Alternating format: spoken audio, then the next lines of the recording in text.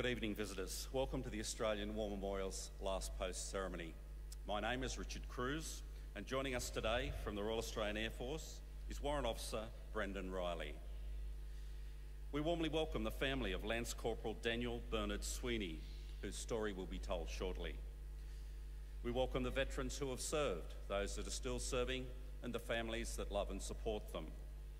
We acknowledge the members of RSL and Services Clubs Association, RSL Victoria and RSL Queensland, who are watching the broadcast of this ceremony across Australia. During this evening's ceremony, wreaths will be laid at the base of the Pool of Reflection by family and visitors to the memorial.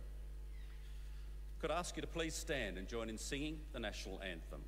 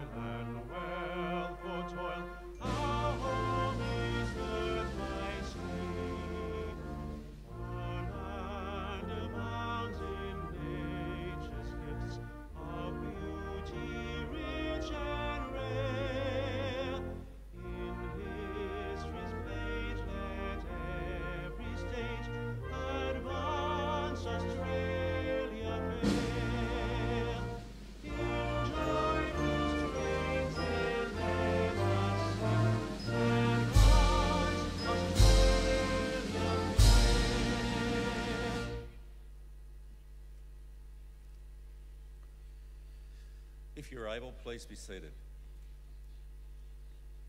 The Australian War Memorial was the vision of Charles Bean, Australia's first World War official historian. Bean landed with the Australian troops on Gallipoli and stayed with them at the front through to the end of the war. The idea of this national memorial and museum came to him at Pozières, France, in the depths of the bloody fighting of 1916. Bean's idea was that this would be a place where families and friends could mourn loved ones buried in faraway places. It would also be a place that could help all Australians understand what these men and women had endured and what they had done for us. Bean's vision, to which we remain true, is best expressed as inscribed in the entrance to the memorial's galleries. Here is their spirit, in the heart of the land they loved, and here we guard the record which they themselves made. Tonight we'll read the story behind just one of those on the Roll of Honour, which lists the names of more than 102,000 men and women who have given their lives for us in war and operations for more than a century. But first we present a lament, Flowers of the Forest. Wreaths and floral tributes will now be laid at the base of the Pool of Reflection.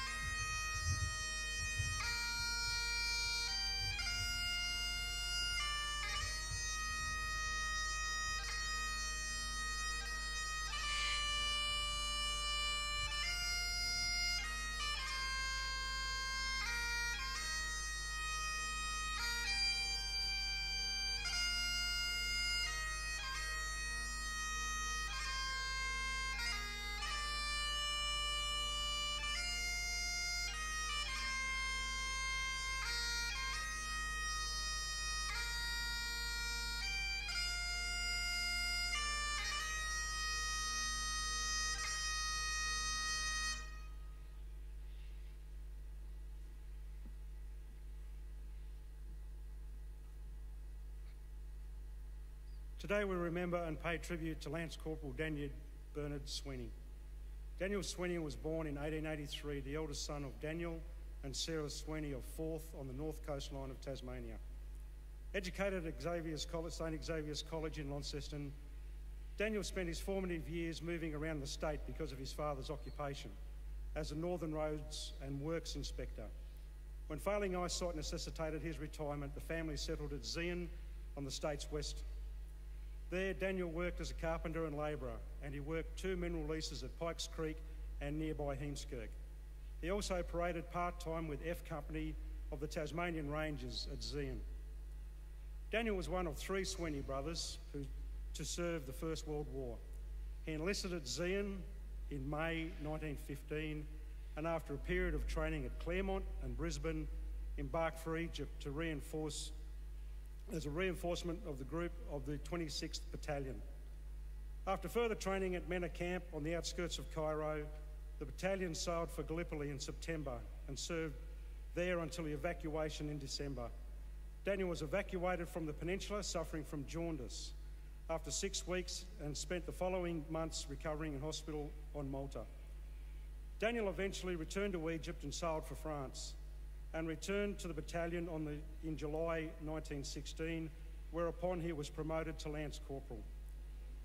By then, the battalion was in the midst of the bloody fighting on the Somme and Pozières, making a costly and unsuccessful assault on the German defences east of the village, and then participating in the bitter fighting at nearby Mouquet Farm.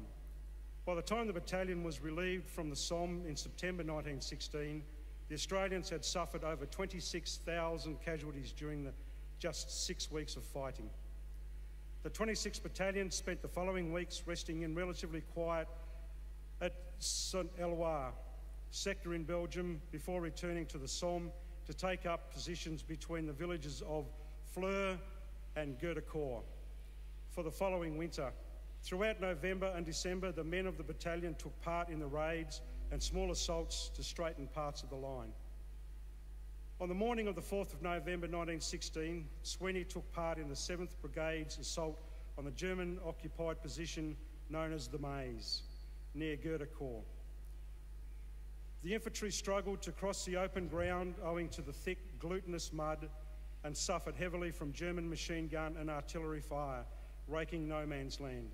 Sweeney received a gunshot wound to the abdomen, and in the midst of the attack, he was evacuated to the 38th Casualty Clearance Station at Hyley, where he died 3 days later.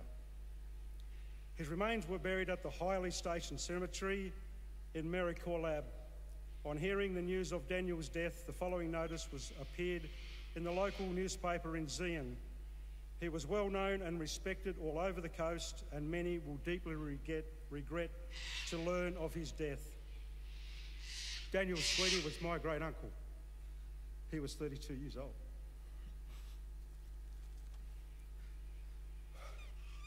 His name is listed on the Roll of Honour to my right, among almost 62,000 Australians who died while serving in the First World War. His photograph is displayed today beside the pool of reflection, but he is one of many stories of service and sacrifice told here at the Australian War Memorial.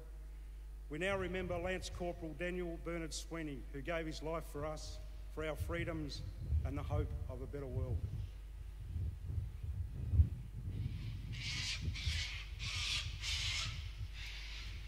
Please stand for the reading of the ode and the sounding of the last post.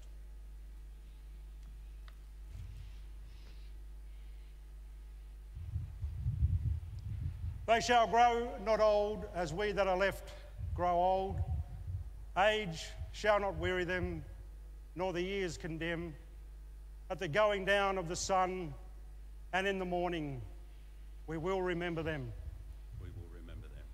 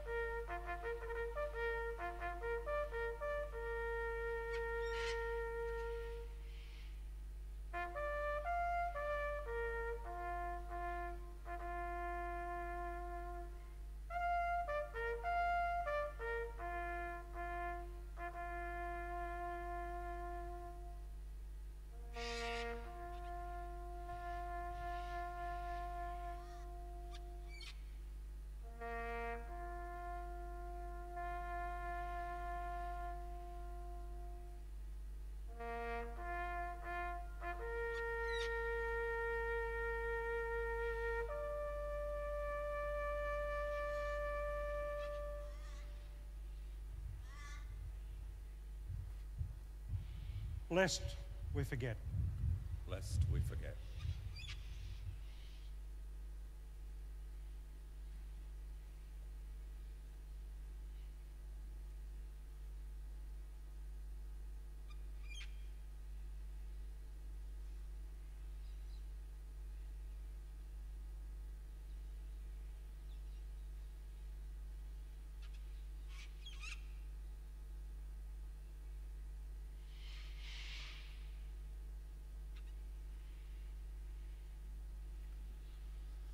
We leave you this evening with the words of the memorial's founder, Charles Bean. Many a man lying out there at Poziere or in the low scrub at Gallipoli with his poor, tired senses barely working through the fever of his brain has thought in his last moments, well, it's over. But in Australia, they will be proud of this. Ladies and gentlemen, that concludes this evening's last post ceremony. We thank you for visiting the Australian War Memorial and wish you all a very pleasant evening. Thank you.